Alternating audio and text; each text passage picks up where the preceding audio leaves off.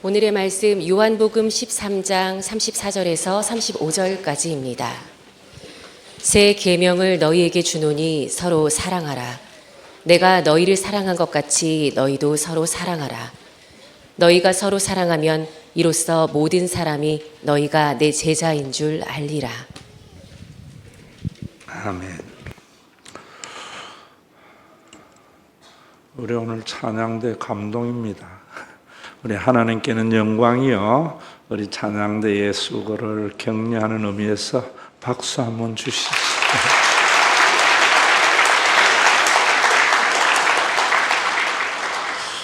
우리 교회가 이제 18년째 이곳에 개척된 지 역사를 가집니다. 여러분들도 잘 알다시피 제 선친은 목사님이셨어요.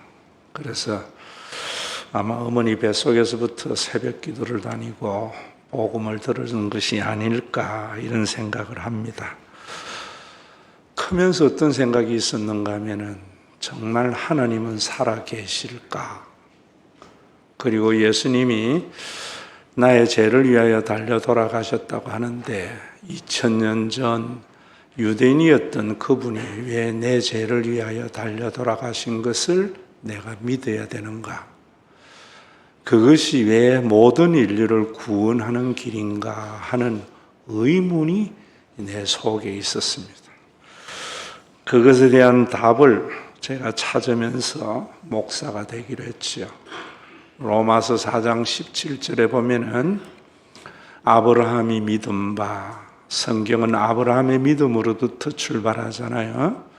우리 하나님은 없는 것을 있게 하신다. 자기에게 잘 보이는 자에게 복을 준다든지 빌면은 기도에 응답이 있는 것이 아니라 창조주이시구나. 그러면서 또 죽은 자를 살리시느니라. 왜 죽은 자를 살리는 것이 하나님만인가? 라는 것에 대한 의문도 가졌습니다. 그것은 단순히 우리 코에서 떠난 호흡이 돌아오는 것이 아니라 죽었다가 살아난다는 것은 무생물이 유생물이 되는 놀라운 창조의 일이구나. 그거는 그 어떤 과학자도 인간도 할 수 없는 창조주만이 하는 것이구나. 그래서 그때부터 성경의 하나님을 믿기를 시작했습니다. 그 하나님께서 예수님을 통하여 우리의 죄를 십자가에 달려 돌아가시고 한 것은 왜 그랬는가? 역시 부활이 있기 때문에 그 사실을 믿을 수 있는 것이고, 그 사실을 믿어야 하는 이유가 주님이 성령을 보내신 교회 때문이다 하는 교리에 대한 확립을 했습니다. 백석대학교에 10년을 목회하면서 가장 큰 의문이 교회가 무엇인가라는 내 속의 질문이었습니다. 그저 주일날 와서 교회 다녀서 예배 드리면 천국에 가는가? 또 그렇게 하면 이 세상이 구원을 받는가? 교회가 무엇인가? 이 질문이 내 속에 있었습니다. 10년을 목회하고 그 질문에 대한 대답을 얻었습니다. 교회들이 교회의 본질보다는 교회의 사명에 집중하기 때문에 예수님이 성령을 보내어 주어서 세운 교회에 대한 본질을 잃어버렸구나 라는 생각이었습니다. 그래서 오늘 여러분들이 우리 교회 다니는 분들은 다 알지만은 교회는 주일날 예배 드리는 것도 그 다음에 선교하는 것도 앞서서 무엇이 되어야 되는가? 만남이 있는 공동체. 왜? 인간의 가장 죄의 결과는 뭔가 하면은 외로움이지요. 그것은 만남을 통해서만이 가능한 거지요. 그래서 주일날 만나야 되는 거구나. 그 속에, 좋은 만남 속에 천국이 이루어지는 거구나 라는 걸 알았습니다. 무조건 만난다고 좋은 것인가? 인간의 사회에는 언제나 서열을 가지고 억압이라는 것이 있잖아요. 그래서 내가 좀 부족하면은 소외감을 느끼기도 하고 상대적 여러 그런 생각을 가지시오. 그래서 이 만남이 진정한 만남이 되려면은 섬김이 있어야 되는구나. 그래서 섬김이라는 것은 단순히 상대방에게 허드렛 일을 대신해 주는 것이 아니라 상대를 있는 그대로를 받아주는 것이다. 부모가 자식에게 대한 섬김의 그 마음. 그래서 교회는 만남이 있어야 되고 그 만남 속에 종교적인 규범이라든지 내가 원하는 어떤 규격을 말하는 것이 아니라 있는 그대로를 받아주는 것이구나. 그런 생각을 했습니다. 그리고 인간 사회에는 항상 유한한 세상 속에 능력이라는 것은 더 많은 자원을 확보하는 것이고 그 자원이 확보되면 자신의 삶이 안전해진다고 하는 착각 속에 인간들은 있는 것이요. 그래서 빈부의 격차가 있는 것이구나. 그래서 죄의 결과는 빈곤인데 하나님께서는 성령을 보내어 주어서 그 빈곤이 사라지도록 나눔이라는 것을 주었구나. 그런 생각을 하게 된 겁니다.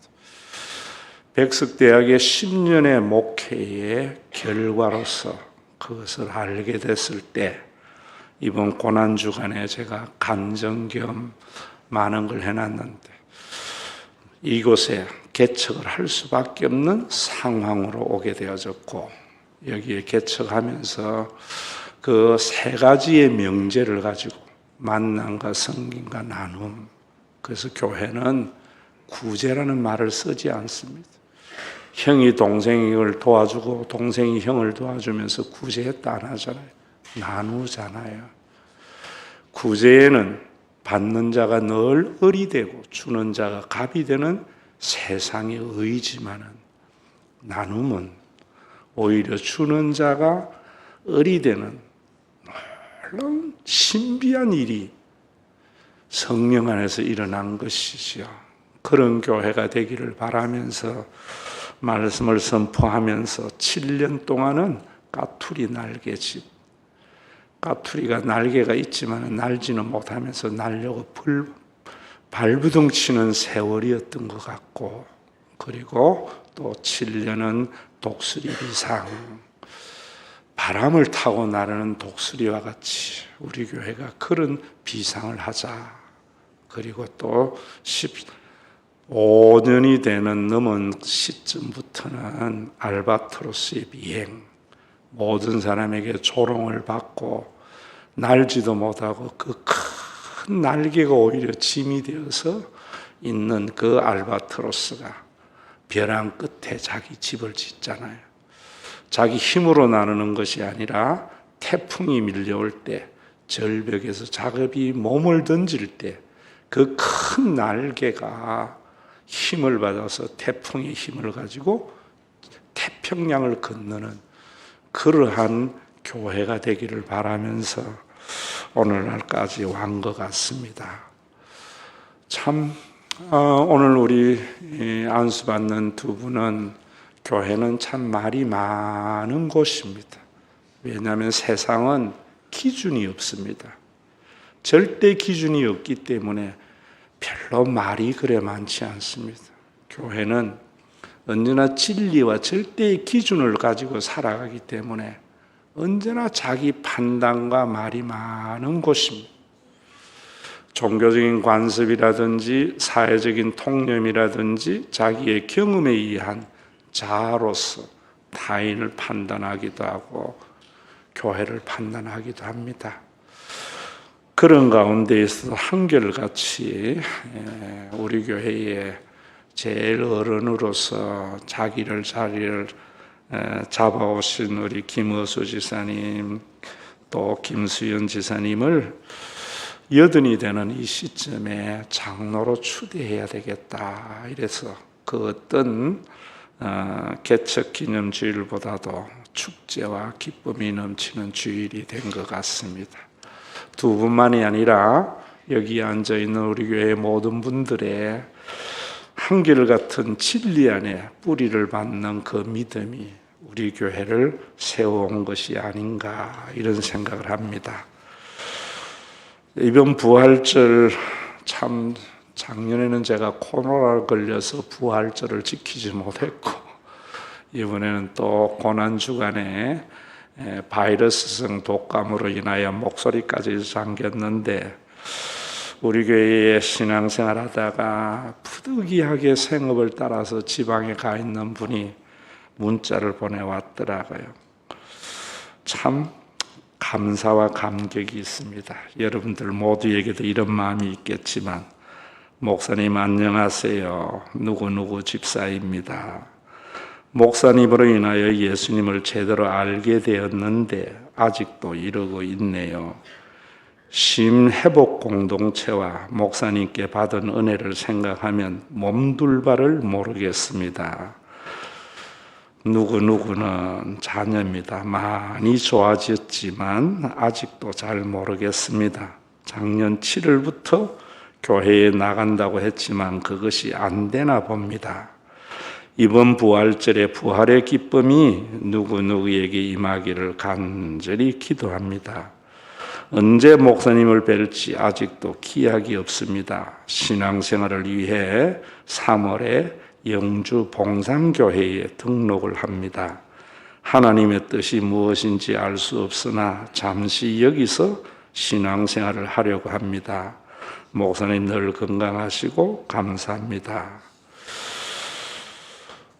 얼마 전에 우리 교회에 신앙생활 하다가 지방으로 이사를 가면서 저에게 손편지를 준 내용입니다.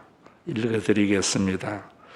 목사님, 저는 누구누구 집사입니다. 이사를 가게 되어 아쉬운 마음에 목사님께 편지를 적어봅니다. 지난 5년 동안 목사님의 말씀을 들으며 어떻게 신앙생활을 해야 하는지 알게 되었습니다. 저는 오랜 신앙의 연조가 있는 집에서 태어나 교회를 다니는 것이 너무나 당연하였고 그래야만 하는 것인 줄 알고 10대를 보내었습니다.